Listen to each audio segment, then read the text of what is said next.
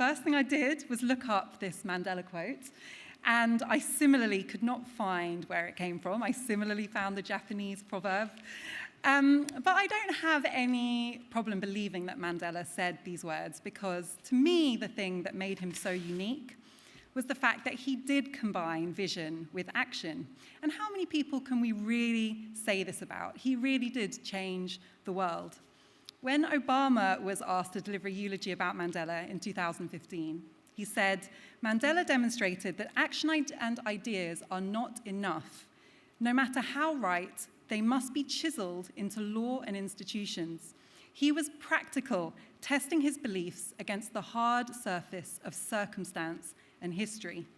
And Obama said, "He was not a bust made of marble. He was a man of flesh and blood, a son and a husband, a father and a friend, and that's why we learn so much from him, and that's why we can learn from him still. For nothing he achieved was inevitable. In the arc of his life, we see a man who earned his place in history through struggle and shrewdness and persistence and faith. He tells us what is possible, not in the pages of history books, but in our own lives as well." I think this is really important, because Nelson Mandela was a man to me. And it's because he was a man that I draw inspiration from him about what is possible with my own life. And that's why I have worried at times in recent years, as busts have been made of Mandela out of marble, that we might be beatifying him, and in so doing, losing the true power of his legacy. I was worried about that, and then this other Nelson came into my life. This summer, I wrote a column in the Guardian newspaper. Some of you may know. I was responding to the horrific events we witnessed in the US, where white supremacists were, and not surprisingly, because this was their intended purpose, using Confederate statues as rallying points to terrorize and intimidate other Americans. And I wrote that, yes, although despite the history is different here, we still have our own skeletons in our closet. I wrote that many of our statues also deify men who have killed millions and supported the enslavement of millions of others. And yes, I named Admiral Horatio Nelson atop his famous column as an example. And I have to admit, the reaction to that column surprised me. It also worried me, because I've written a book and in which that's one of the least controversial points I thought I was making. I knew that people were emotionally attached to Nelson and to the statue in Trafalgar Square, and I could understand that. I grew up looking up at it too. But I could not have anticipated the vitriol, racism, and hostility that I encountered by basically presenting some quite simple historical facts. And ironically, since one of the things I think I love about Britain and British values is a culture of intellectual curiosity, I was told it's unpatriotic to present a view of history that is based on real, if little mentioned, events. But if I had to single out one thing that most surprised me about the reaction, in all honesty, it was the one that related to the other Nelson, our beloved Madiba. So many people, from Piers Morgan to unnamed trolls on Twitter, said to me that if we were pulling down statues of evil people, we should start with Nelson Mandela because he was a terrorist. There I was worrying that we'd excessively beatified the man. And so, curious about the extent of this sentiment, I looked into it. And it probably won't surprise many of you to find that one of the first people who popped up was none other than Jeremy Clarkson, who wrote this about Mandela in his 2005 book. "I simply don't understand why the Nobel Academy gave him a Peace Prize, or why Charlie Dimmock and Alan Titchmarsh gave him a new garden." I can't believe you put those two things in the same bracket. And I don't see why he should be given a statue in Trafalgar Square either. If we're after someone who stands up for the oppressed, how about Jesus? I feel fairly sure he never blew up a train. Now, the thing about this is, I genuinely, and this may sound really naive, thought we had won the argument about apartheid. I thought it was a settled view among all but the most extreme far-right racists that Mandela, who abhorred violence and turned to it with great reluctance as a last resort against a regime that used the force of the state against black South Africans and denied them not just their democratic rights, but their basic humanity.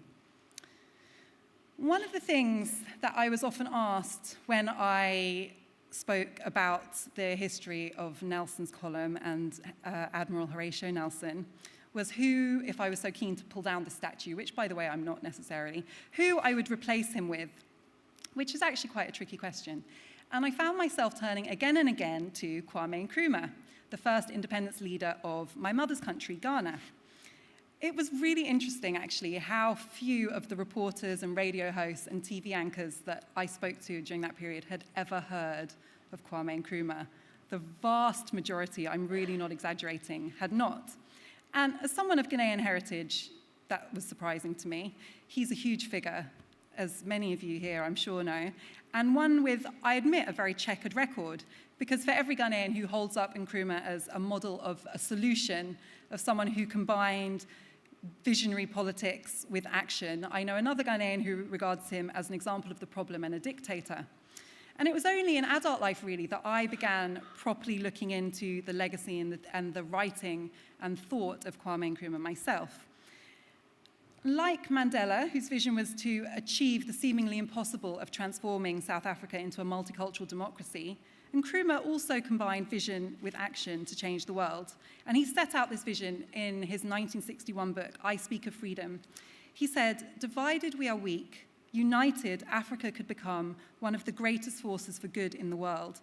I believe strongly and sincerely that with the deep-rooted wisdom and dignity, the innate respect for human life, the intense humanity that is our heritage, the African race, united under one federal government, will emerge not just as another world bloc to flaunt its wealth and strength, but as a great power whose greatness is indestructible, because it is built not on fear, envy, and suspicion, nor won at the expense of others, but founded on hope, trust, friendship, and directed to the good of all mankind.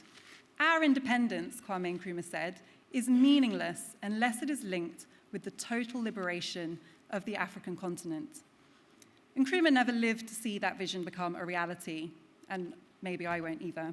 But had it not driven him, the history of the 20th century would, I think everyone can agree, looked very different. The British people who have never heard of Nkrumah might have found themselves living in a very different Britain, had he not been able to negotiate independence for Ghana, precipitating the collapse of the empire in Africa in the very unique and unlikely way that he did.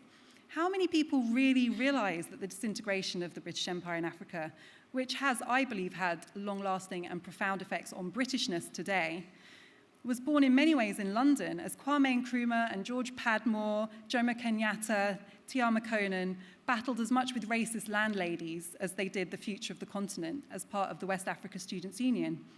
How many of us really appreciate that without their vision, not just the political independence, but the intellectual independence of Africans may never have asserted itself on the world stage after centuries of oppressive colonial rule?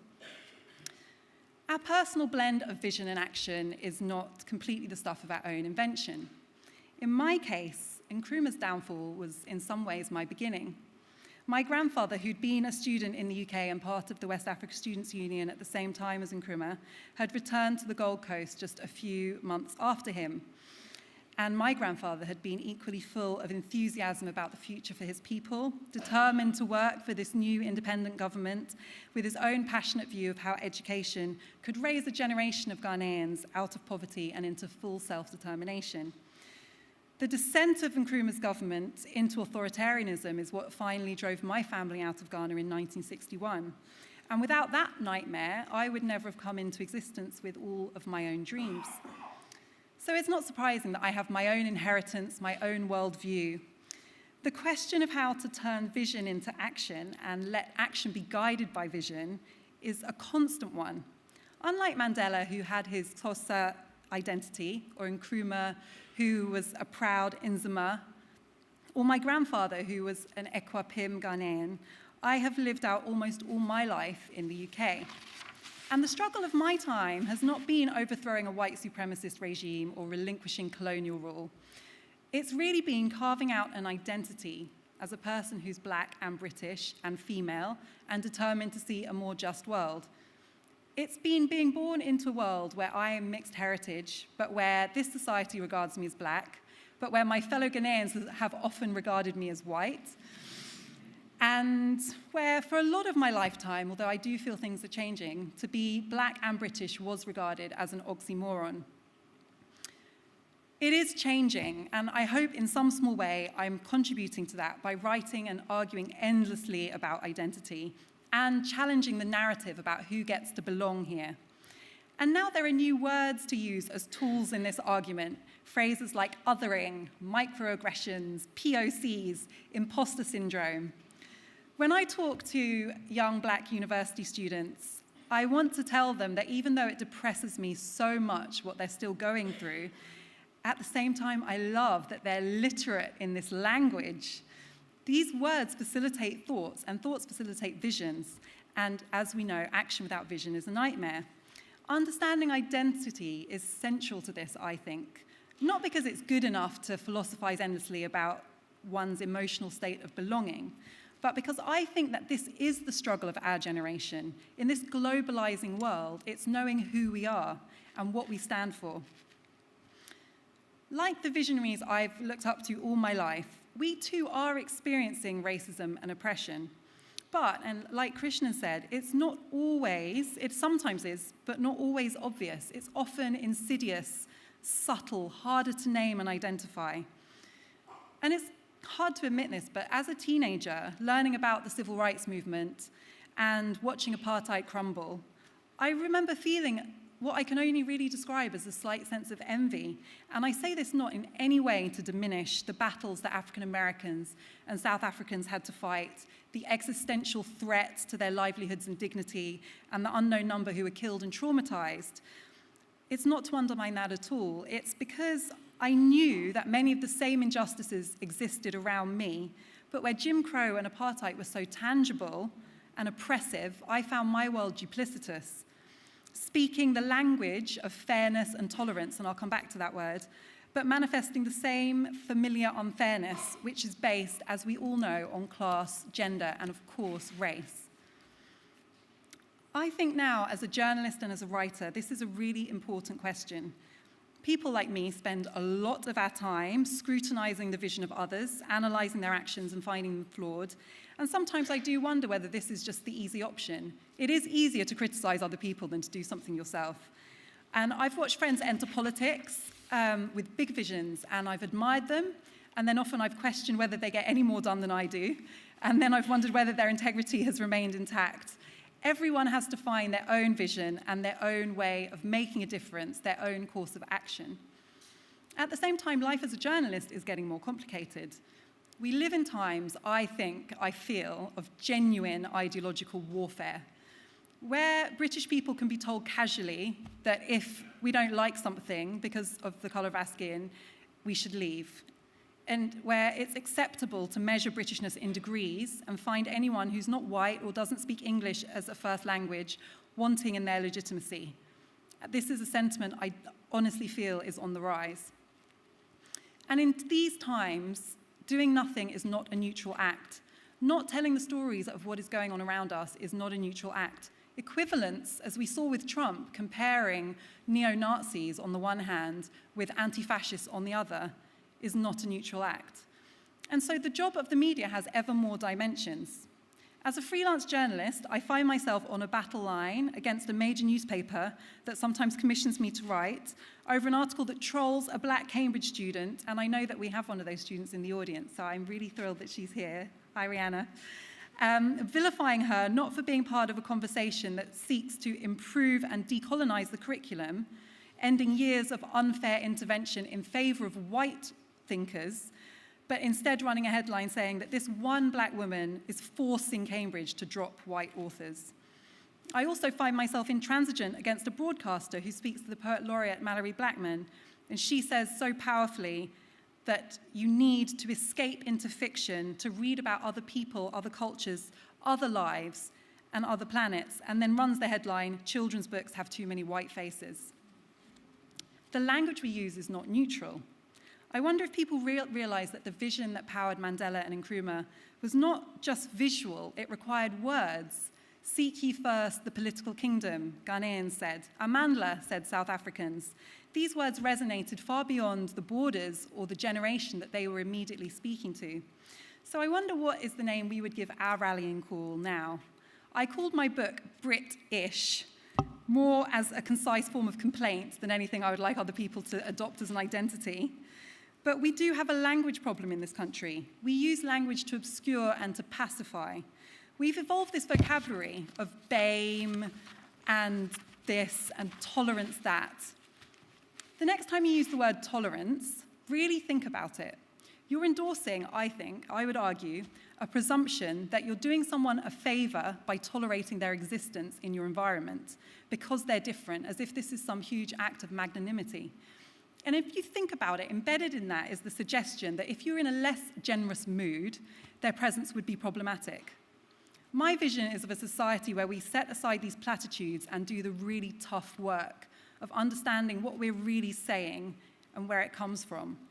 We need to ask who we are and how we came to be. We need to ask about what whiteness is as well as what blackness is. We need to explore the layers of complicity in a power structure that's historically unfair and that leaves someone like me, and I like to see myself as a conscious person, also enjoying the rewards of white approval, of being perceived as a good immigrant, someone with a lighter complexion, things that it would be far easier for me to avoid talking about than to confront. Ironically, I often think to people who say I hate Britain by taking on these tasks, I'm British enough to find that I'm as awkward about this as the next British person. We don't like confrontation, do we, as British people? We don't like tricky conversations. It's uncomfortable, and it makes me enemies every single day. But there are people among us, and I guarantee there are people in this room who don't feel allowed to belong here in their own country, and who sense these injustices but don't necessarily have a name for them. And when I was younger, that was me. So in a way, by writing about this and speaking about it, I'm always trying to reach my younger self. I get trolled to high heaven, but I feel that if I can do that, then it's worth it. And I want to give language that can inspire other people to have vision and confidence to trigger action, because these were the things that I felt like I was lacking when I was younger. We don't need daydreams or nightmares, we need change. Next time the Jeremy Clarksons or the Piers Morgans of this world try to tell me Nelson Mandela was a terrorist, this is what I'm going to say. And it's a quote from his famous speech that Krishna mentioned as well, on trial at Pretoria in April 1964. And this is what Mandela said: "During my lifetime, I have dedicated my life to this struggle of the African people. I fought against white domination. I have fought against black domination. I have cherished the ideal of a democratic and free society in which all people will live together in harmony and with equal opportunities. It's an ideal which I hope to live for and to see realized. But, my Lord, if it needs be, it is an ideal for which I'm prepared to die." That is vision and that is action. And it's an inspiration we need now more than ever. Thank you very much.